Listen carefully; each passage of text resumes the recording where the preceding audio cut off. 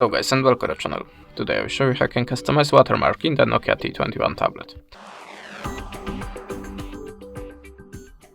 So at the start open the camera app, then go to the 3-line button to open the settings and slide down to the watermark. Now just tap on it, and how you can see there we have a few options to edit. We can add customization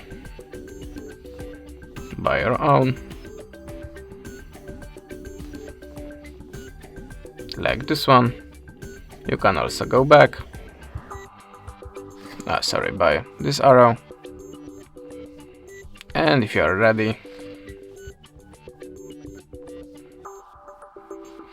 click proceed to preview, then add a permission,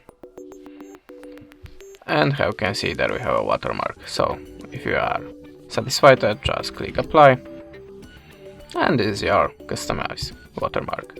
You can also add your own text by opening the personal message,